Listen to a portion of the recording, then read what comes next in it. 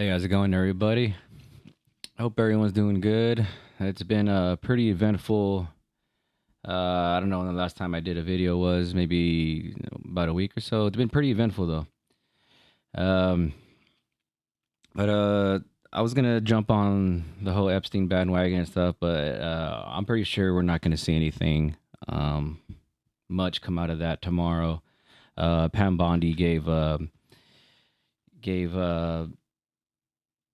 I guess the FBI until 8 o'clock in the morning um, to have all the files on her desk and ready to go. But I don't know. It doesn't look like that might happen. But we'll see. Names for those logs are already out. You can. Those have been out for a couple years already. Um, but those names are out. As far as the files and what's in them, I have no idea exactly what is going to be released. But if they're gonna uncover all that shit, there's a lot of people waiting for it, and people are gonna start getting impatient. Um, but yeah, we'll let that play out. Something that did happen this evening, though. It's Thursday, the 28th, February. No, I'm sorry, Thursday the 27th. It's early in the morning. It's 1 o'clock in the morning. But it's Thursday night. Um, and got some pretty interesting news out of Mexico.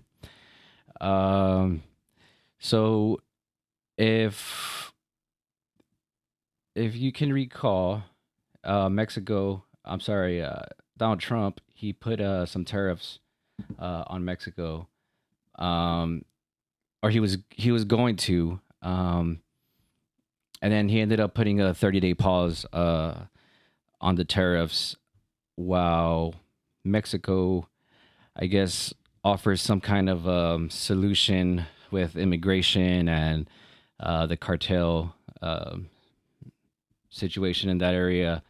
Um, so they paused it. Mexico sent some troops to the border. Everyone thought that was a big win. I didn't think it was that much of a win at all. I do think that this though is a pretty big deal. Well, actually, let's this is a it's a short clip. This is just gonna show us what Donald Trump. This is February 3rd, so 30 days. I guess it'll be. We're coming up on 30 days from when he paused the tariffs, um, and this was that day, I believe. And let's see what it says. With Mexico. But we have to stop fentanyl from coming in, whether I like somebody or not, and we have to stop the illegal aliens from coming in. I think we've lost 200,000 people on average a year for many years, much higher than the 100,000, could be even closer to 300,000. And they've agreed to put in 10,000 soldiers permanently, like forever, 10,000 soldiers at their side of the border and stop fentanyl and illegal aliens from coming into our country. They have a big incentive to do. Other than that, we've agreed to talk and consider various other things. We haven't agreed on tariffs yet, and maybe we will, maybe we won't. China will be speaking to China probably over the next 24 hours. All right, so that was Trump. Was talking about the tariffs. Like I said, after he said that, I guess that's when he had the discussions with Canada and Mexico, and they went ahead and agreed. Let's see, a 30-day pause to Mexico and Canada.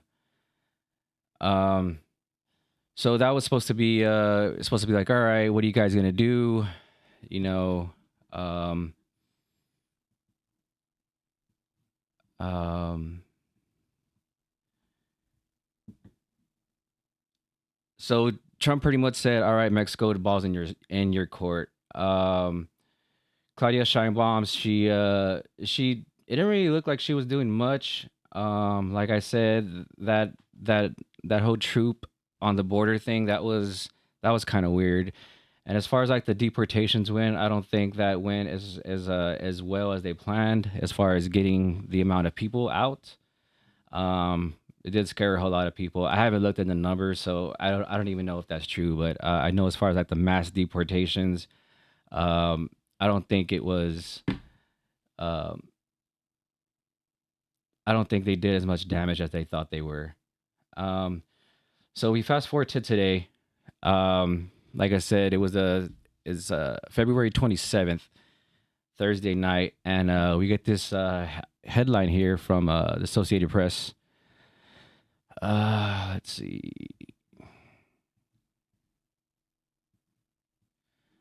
All right, so Mexico sends drug lord cartel Caro Quintero and 20 others to the U.S. as officials meet with Trump team. That's a pretty big. That's a pretty big deal.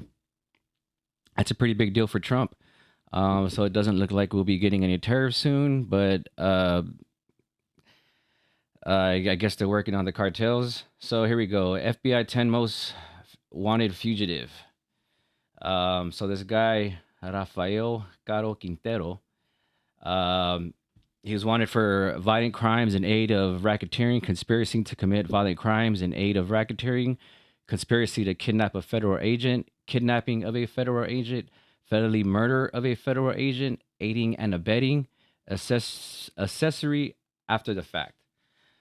So this is mug right here.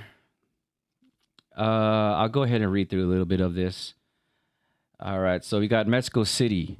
Mexico has sent 29 drug cartel figures, including drug lord Rafael Caro Quintero, who was behind the killing of a USDA agent in 1985, to the United States as the Trump team administration turns up to the pressure on drug trafficking organizations. Um, the unprecedented show of security cooperation comes as top Mexican officials are in Washington trying to head off the Trump's administration's threat of imposing 25% tariffs on all Mexican imports starting Tuesday. So I guess Tuesday would have been the 30-day cutoff. So this is I think this is what Mexico is doing to buy them some more time. I don't know as far as what's going to happen after this. Maybe it might explain a little bit in this article. Um, those sent to the U.S. Thursday were brought from prisons across Mexico to board airplanes at an airport north of Mexico City that took them to 8 U.S. cities, according to the Mexican government. Um, and it just goes to say that there's 5 other people. Let's see, other cartel members. All right, the who's who of the cartels. This goes. I'll read this right here. Vicento Carrillo Fuentes, a former leader of the Juarez drug cartel based in the border city of Juarez across from El Paso, and brother of drug lord Armando Carrillo Fuentes, also known as the Lord of the Skies, who died in a botched plastic surgery in 1997. Okay, that was something else. I thought that was about somebody else. According to prosecutors of both countries, the prisoners were sent to the U.S. Thursday, face charges related to drug trafficking and in some cases homicide. All right, so here we go. Tariffs on Mexican imports looming. So the removal of the drug cartel figures coincided with a visit to Washington by Mexico's Foreign Affairs Secretary Juan Ramon de la Fuente and other top economic military officials who met with their counterparts, including U.S. Secretary of State Marco Rubio. In exchange for delaying tariffs, Trump had insisted that Mexico crack down on cartels, illegal immigration, and fentanyl production, despite significant dips in migration and overdoses in the past year. This is historical. This has really never happened in the history of Mexico," said Mike. Said Mike Virgil from the DEA. This is a huge celebratory thing for the DEA. It was a long time DEA.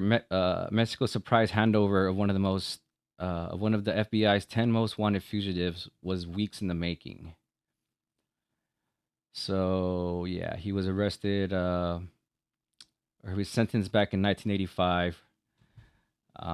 He was released in 2013 after 28 years in prison when a court overturned his 40-year sentence for the kidnapping and killing of Kike Kiki Camanera. The brutal murder marked a low point in U.S.-Mexico relations. So who is this guy, right? Caro Quintero. Real quick, just looked him up.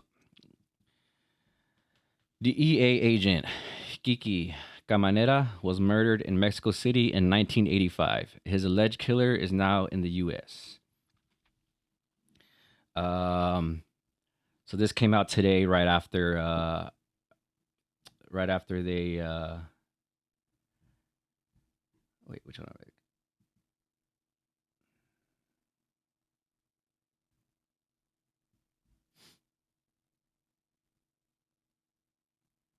All right. D agent Enrique Kiki Caminera disappeared in 1985, shortly after he helped bust a $1 billion marijuana operation in Mexico.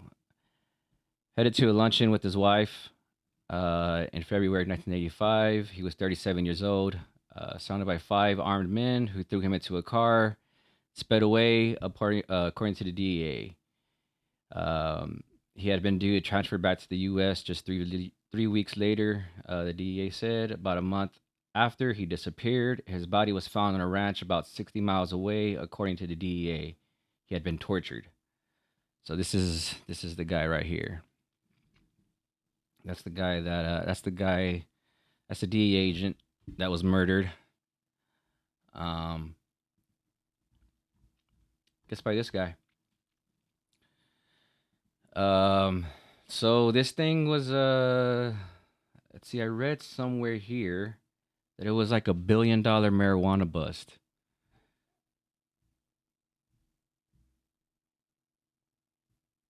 Let's see if I can find that.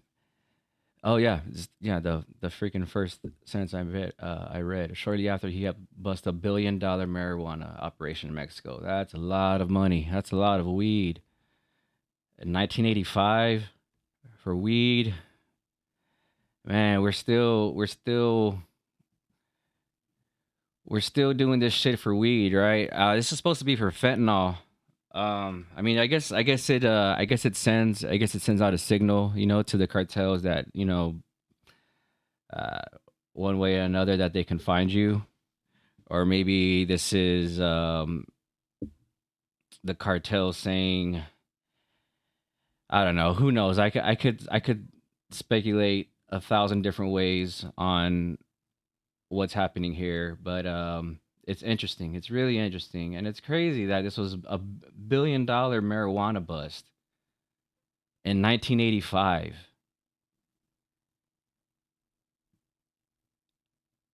$1 billion marijuana bust in 1985.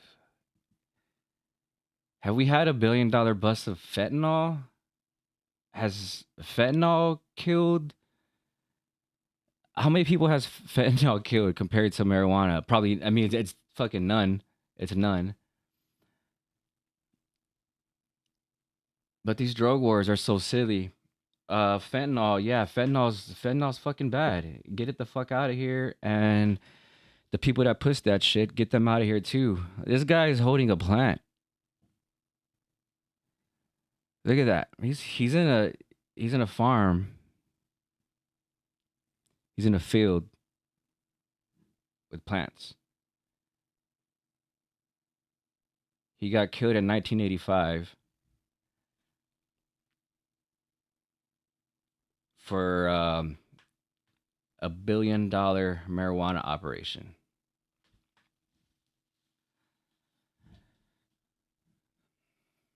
I mean, it'd be one thing if it was fentanyl. If this guy was, you know, if this was some kind of fentanyl kingpin, but weed, that's crazy, man. I mean, good on Trump. He's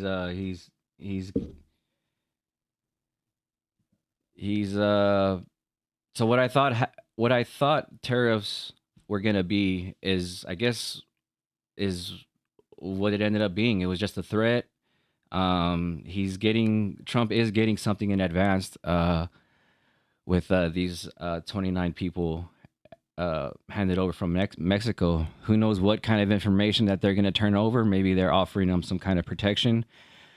Um, but 29 people, that's a lot of knowledge. That's a lot of knowledge. A lot of information to be shared. It's going to be interesting to see what those people turn up, what kind of information they turn up, and what happens after that. Um, Interested in hearing what the Mexican president is going to say. I guess tomorrow. That's going to be interesting as well. So yeah, this is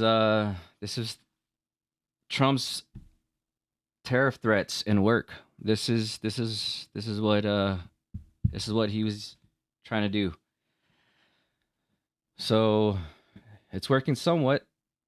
I guess we'll have to keep an eye on that and see if he can still get anything out of Mexico.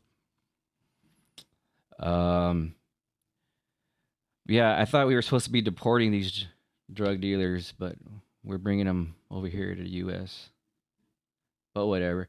So if you're in Texas, there's this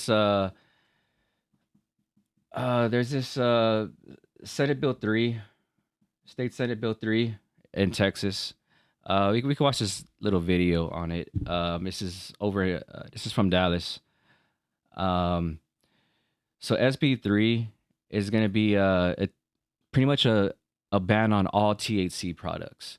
So all the vape shops that you see around town in Texas, those are all going to either get closed down or they're going to completely go away. Um, like I said, this is going to ban all THC products. So everything from the real low dosages to everything else. So almost untraceable amounts. They won't be able to sell anymore, and a lot of these businesses won't be able to operate. So that's a lot of job loss right there. Not only that, like I just said before, it's weed, it's marijuana. It's not that big a deal. We could compare it to the legal stuff, alcohol and tobacco, which kills way more people. Even the illegal stuff, fentanyl kills way more people. You know, we're kicking people out of the country supposedly for that. Um, you know, and there's other alternatives for for everything from from mental conditions, physical conditions, all kinds of elements. Um, but this SB 3 it's looking like it's gonna go through, and if it does, then it's gonna be hard to come back if this happens in Texas because I've always been under the impression that if Texas were to legalize marijuana, then the rest of the country would follow. So we would be, I think Texas would be um, be like the final nail in the coffin to closing this fucking bullshit already of a THC ban, of a marijuana ban. Um, yeah, but if this goes through, it's probably never going to be federally legal, which it's fucking unfortunate, man. It's so unfortunate. I'm a huge advocate for THC use, especially for veterans who suffer through PTSD. Um, but not just for veterans, for everybody, all kinds of conditions, PTSD, ADHD, depression, anxiety, everything from appetite to sleep, nausea, headaches, all kinds of stuff that marijuana can be used for. Um, and I feel like it's been getting more. I guess it's been getting more socially acceptable. Um, and I'm only saying that now because there's a lot more vape shops around, so it kind of smells the same. I'm pretty sure there's a shop downtown in the same Alamo Plaza. You could actually buy one of their pre rolls of like low grade THC CBD, and you could smoke right there in front of the Alamo, um, which is pretty cool. Nobody really does it. I didn't do it. I won't do it. I still respect people's boundaries. So if if I am smoking a joint or something like that, I'll either make sure it's fine with whoever's around me, or I just won't, or I just won't do it in public. Um, but that's just me. But yeah, let's take a look at this, and then I'll cut this video. Here we go. You can find them in smoke shops and many gas stations, but Texas Senate Bill 3 is proposing a ban on the sale of THC products. A local CBD shop owner says this legislation would be a financial blow to business owners and the state. Here's Vince Sims. At Discover CBD of Texas in Grapevine, owner Christopher Lubiker likes to focus his attention on hemp-derived CBD products. But lately, he's paying close attention to the state capitol and Senate Bill 3. We stay in tune with the Texas legislature for sure. And I've got, like I say, I've got a copy of the bill that I've gone through. Senate Bill 3 would ban the possession and manufacturing of THC products. Now it would eliminate probably 80% of our product, unfortunately. Lieutenant Governor Dan Patrick has listed SB 3 as one of his top priority bills. Lubiker is most concerned the bill is targeting all products, which he says isn't fair to some of his customers. That would lose the availability for the health and wellness aspects. I know they're targeting more people that they consider using it for recreational, is what they're wanting to do, but they're not dividing between the health and wellness and the recreational aspects of the product. He adds it will have a financial impact for businesses like his. I have to lay off the employees that I have. I mean, we'd have to close up the store, so it definitely affects us financially. And he thinks that financial ripple effect will be felt beyond Texas. It's just going to ripple across Colorado, California, everywhere where they're allowed to manufacture. And it's also going to push all manufacturing out of Texas, which is good for everybody else's economy, bad for ours. If passed, the ban would go into effect in September. Shops would have until January 26th to comply. In Grapevine, Vince Sims, NBC5. All right, so yeah, hopefully that doesn't happen. And I don't think if it becomes illegal here that Colorado and California are gonna follow. I don't think that's gonna happen. But it is interesting to watch. It is gonna be interesting to watch. March 11th, if anyone is interested, particularly veterans, if you're in Texas, in or around Austin, let me double check the date. March 11th.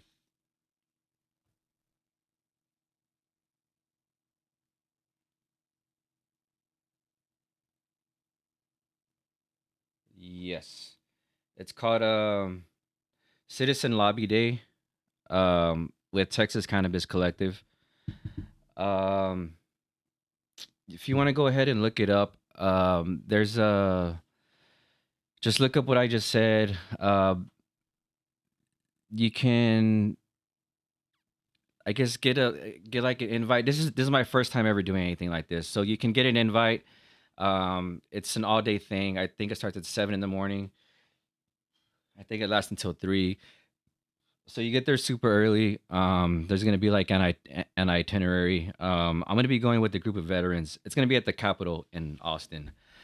I'll be there with the group of veterans. We're gonna try to talk to some people about our experiences with THC products and what it has done to improve our lives as not only veterans but Americans that benefit off of this medicine. And I'm done with the stigma already. It's I can't believe it's 2025 and it's still illegal the way it is. That dude was killed 40 years ago. 40 years ago he was killed. And the dude that killed him, he's here in the US now. That's a long time. That's a lot of study. I think we already know. I think we already know that the only reason that marijuana is illegal is because tobacco and alcohol and pharmaceutical companies, they know that they're not gonna be able to make money once people find out. And people already are finding out. It's just unfortunate that it's federally illegal, because you can get tested for it, and that's discrimination. Um, so, like I said, if you got some time, you're in around Austin, March 11th, we're gonna be out there. Hopefully, talk to some people. It's not gonna be a protest or anything. We're not gonna have signs and shit like that. We're gonna go over there professional. Uh, we're gonna be presentable. Um, and I